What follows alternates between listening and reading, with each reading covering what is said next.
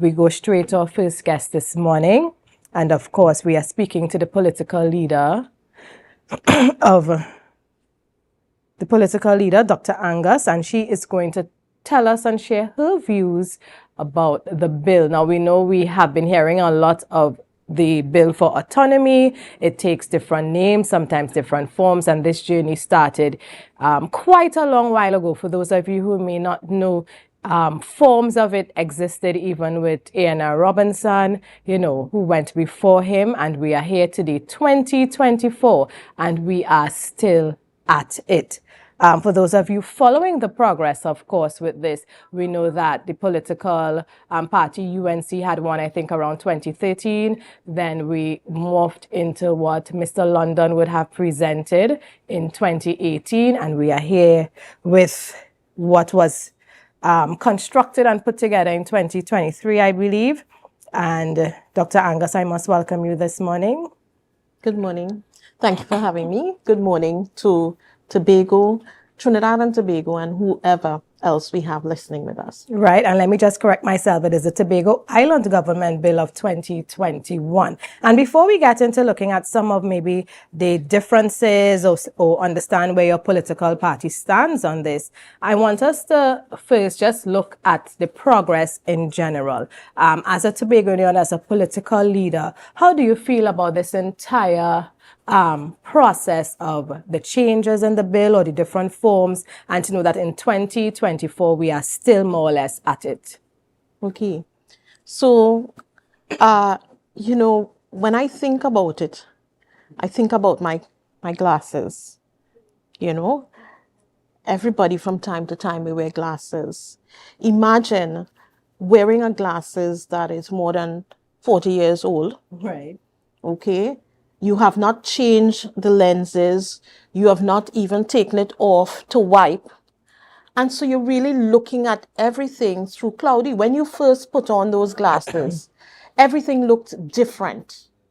And 40 years later, you have on the same pair of glasses, no change, no wiping, nothing.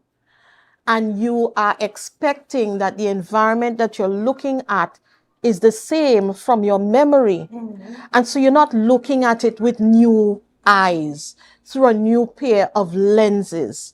And I think that is what we have. And perhaps it is a blessing that we have deliberated this long and we have not had it approved yet. Mm-hmm. Because from our view, the bills are totally flawed. It truly does not give Tobago the autonomy it needs to treat with in the changing environment that now exists. Imagine, parents really don't have the time to do cooking. Let's go to the basics. Okay. Parents don't have the time to do cooking for children like how we used to do in the old days. There's really no family time sitting down to have dinner together. The children are growing up without the necessary values and principles that you would have had with extended family being around, the grandparents being around to groom the children. Right.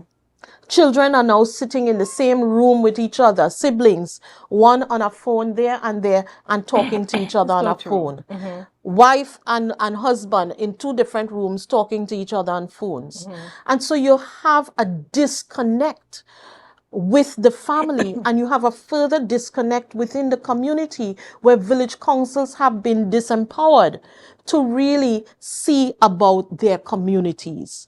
So you're dealing with a total disconnect at that level. If you have a disconnect at that level, then you have a disconnect even at the level of governance. We are talking about emerging children without principles and values, and that's why, we've seen the kind of heinous crimes that we have in our environment today. But it's for the same reason we are seeing the level of corruption and mismanagement that we have at government levels. And so we have to take a new look at this. And a new look at this demands that for Tobago to walk side by side as within our anthem, we must be given the right to design our own legislative framework. Right. So we're looking for a Bill of Rights in the Constitution. Give us the right that we could design our legislative framework. Not what you think down there, or you think what the people want. You design it, we come back, so we have to beg you again to go and redesign. Right. So is it... Let us do our redesign. Is it that no consultation took place then with this current bill? Because you're saying that they designed it. What input did the people of Tobago, the leaders of Tobago have in this current bill? What the leaders of Tobago had that went down to Trinidad is not what is there now. Right. What went down in 2018 or what was, let's go prior to that. Right. What was signed off by the people of Tobago is not what is there now. Okay. Okay? So, but further, looking through new eyes, new lenses, you have, give us a Bill of Rights so that we can decide what we want to do in our legislative framework. How we want to govern our resources and the financial autonomy so we can seek the additional resources that we need. But this is, additionally, we are asking for a Bill of Rights for the communities, where you're now giving communities rights through maybe the village councils to take care of their own, to see of their, to deal with the social issues closer to the level of the ground. And that is where we would see an impact on the society and the road that we are currently walking. But in order to safeguard all of this, we must have a redesign at the level of government. Okay. Right now, the current bill is similar to the Tobago House of Assembly Act right now, where, yes, they're talking that we're going to have the authority to make law. But that override authority that the government has to take out any law that we have is still in place. Okay. That authority for them to make a law without the involvement of Tobago is in the same place. And I want to give examples because in 2013, you had that moratorium on the hunting ban that was increased to 2 years. Right. That affected Tobago farmers significantly because where in Trinidad they are considering some of those animals extinct, and you would want to do that for 2 years. Right. In Tobago it was not. Right. And they became pests. Okay, and so that really destroyed the farmers in terms of their being able to contribute to the Tobago economy. It was hard. Right. Okay, and even today, some of them would tell you that there's still spillover from that.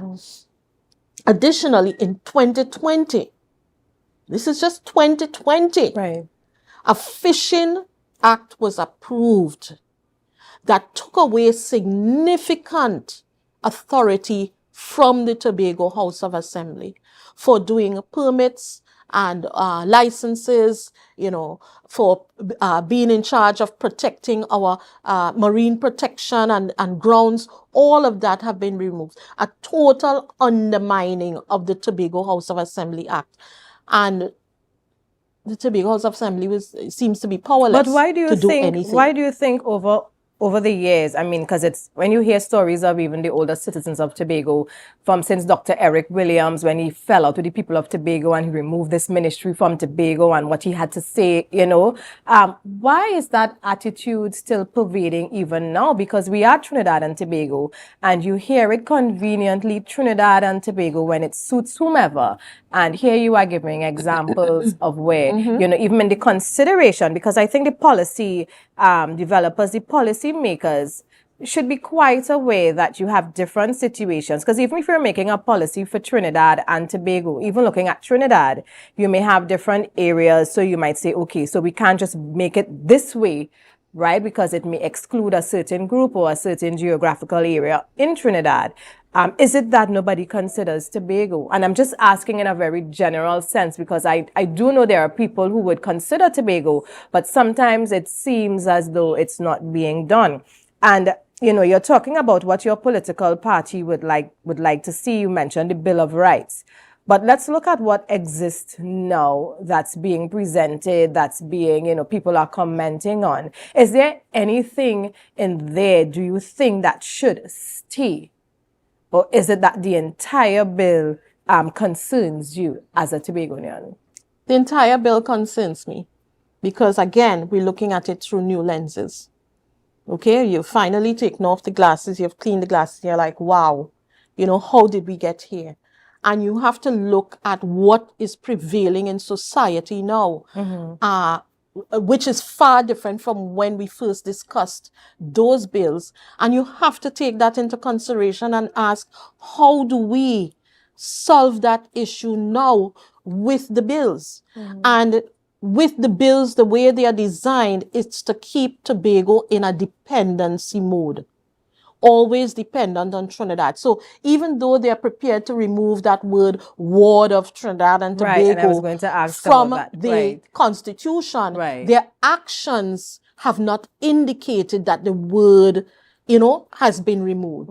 The actions continue to treat Tobago as a ward of the country. And that has to change.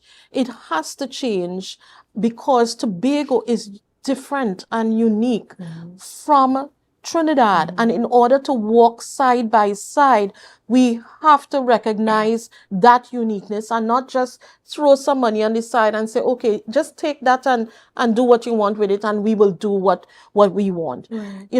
Case in point, again, we're in 2024. You have a government sitting in Parliament talking about what hotel they're bringing for Tobago. And Tobagonians, it's the first time they're hearing about it. The Tobago House of Assembly has not been consulted about it. Nothing. And it is time we move from party politics to people politics. But we don't want that, Dr. Angus. To move to people politics? Yeah, we don't want it. Well, we have to get there if we are to progress. Because if you look at the progress of the country, even though with all of this oil and gas, our economic growth as compared to other islands, it's and when I say we, I'm also talking about those in power, because it wouldn't suit their purpose. Correct. And that is why the people have to now get up and demand that you want people politics and not party politics. And what that looks like is that even your Senate should be elected so that the people have a voice even into the Senate, that the Senate be given more powers, that you can't present a bill from the House of Representatives, a law, and whether the Senate agrees or not, you could send it to the Prime Minister, to the President. That's essentially what we have now. You have a budget that is discussed. There's no Senate that can stop that budget from going through. Once the man's minister has read his budget, pretty much that budget is going to go through. The Senate may talk, but they really don't have a voice. And you really want to give the people a voice through an elected Senate. And when you do that, you begin to de-emphasize the party politics to now representation, true representation, and people politics, where the people now have a voice, they feel they have a voice that goes into Parliament. And it is not just, at that level that they can do whatever they want, but the people have a say. Also, you would mirror that at the level of the legislature. Right now, they approved a unicameral house, that really doesn't serve us anymore. You making laws, and who's going to protect the people from what those laws are being created by a cabinet dominance or even an executive dominance type of governance. Right. And as you mentioned, in terms of the type of politics we experience here, what's your view? And I would share, our independent Senator, Dr. Remy, alluded to the I.D.A. when she presented in her contribution to the budget last month, that, why does it seem as though this bill only comes into play just before an election? She alluded to that point. What's your view on that? Yeah, but everybody knows that the bill is a political football. Yeah. So you let it languish there for the whole 4 years, and then you now for 5 years, and now just before the election you're going to rush it in the House, and because the opposition may not support, and they should not support for very good reasons, because they don't support, you then going to take that on the campaign trail to say, well, look, the opposition didn't support it. They're the ones who didn't like you, so don't vote for them. Vote for us. We like you. We carried it. And that doesn't work anymore. Right. That does not work anymore. We continue to be used as a political football, and that has to change. We had hopes that with the Constitution, with them calling for constitutional change, that they would have truly had an exercise to listen to what the people were saying and to include what the people were saying.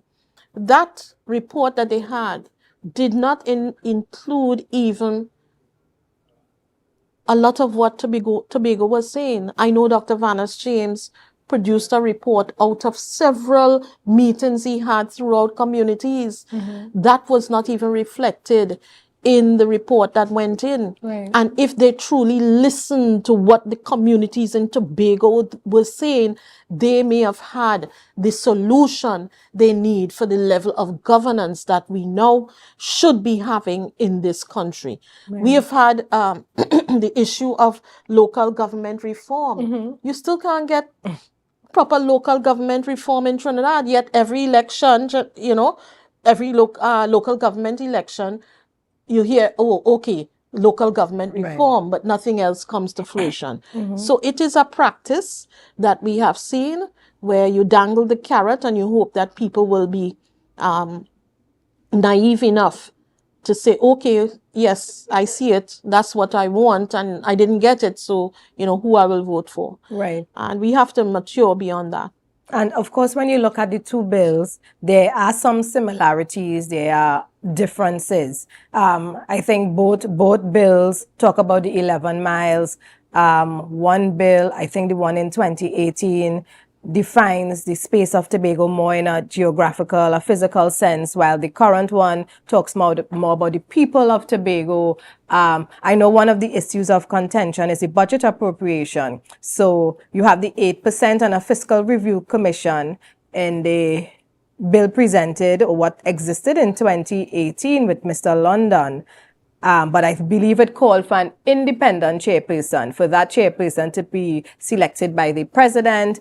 And then you have 2 cabinet members, 2 THA members. But in this one that's being looked at now, and where the PNM is asking for this one to be supported, I think the Minister of Finance is the chairman. And then you look at the composition where the cabinet members would be 3-2 in terms of the THA members, if I have that right. But I know there was some concern about that. Do you think that one is the one in terms of the composition?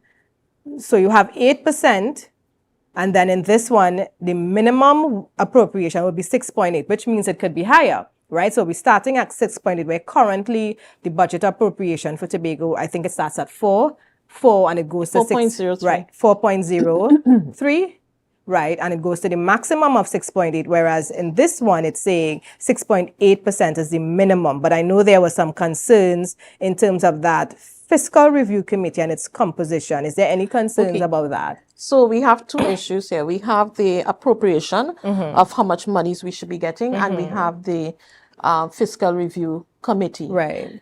If you set up the Senate as elected and as representatives, with the necessary oversight, and the Senate being responsible for the development, distribution of resources across the country, you wouldn't even need a fiscal review committee that is run by cabinet, that you will have cabinet dominance over. You wouldn't need it. Okay? So we have that put aside. We're looking at equivalent between 6.9%, 8%. Do you know right now the government could give us 6.8% and 8%? Yes. Right now the government could give us 6.9% without going to any act or without reforming the bills. The government could give us 6.9%. Ask, why is the government not giving us 6.9% right now? But anyway, we put that aside. Our view is that it is time we start treating Trinidad and Tobago as the country and not Tobago as the ward of Trinidad.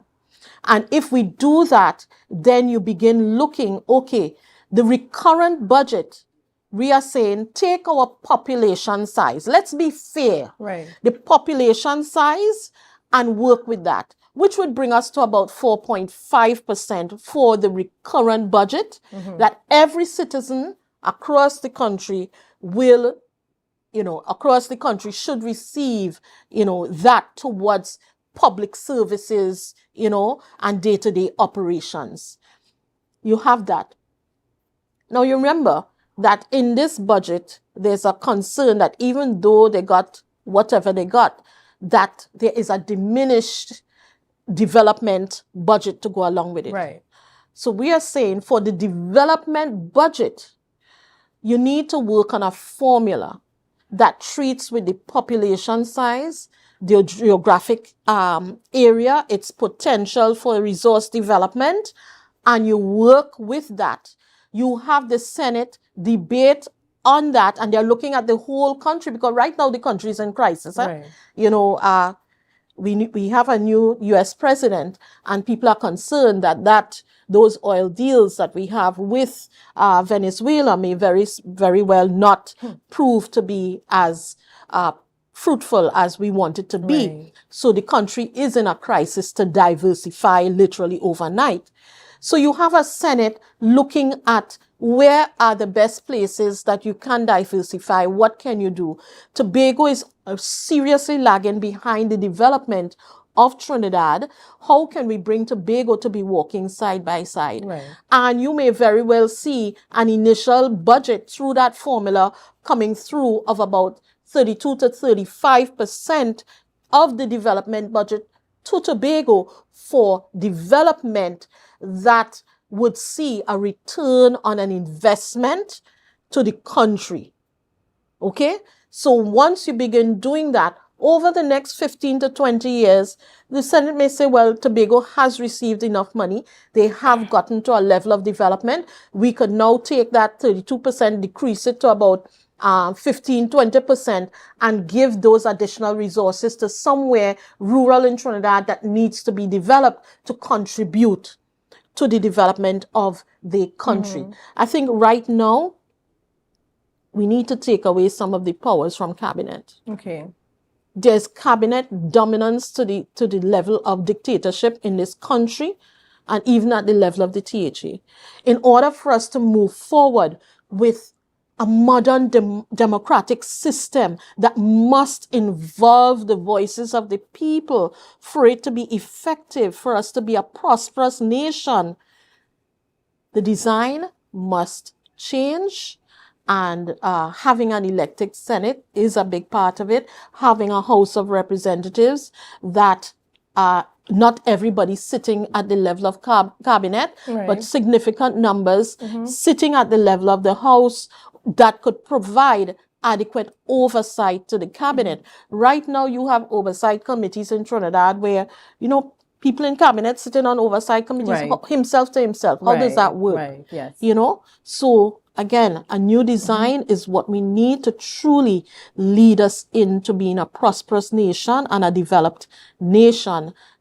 They said 2030. I think they're behind the times. Right. But you can't do it without a redesign of the government and giving the THA the right to design itself. And I want to thank you, Dr. Tsoiafatt Angus, political leader of the Innovative Democratic Alliance, for stopping by this morning and sharing your political views, and not just your political views, but your views as a Tobagonian in terms of where we are with the Tobago Autonomy Bill. Thank you so much for joining us this morning. Thank you for having me. Viewers, we go for a quick break. When we return, we have our next set of guests coming right up, so stay tuned.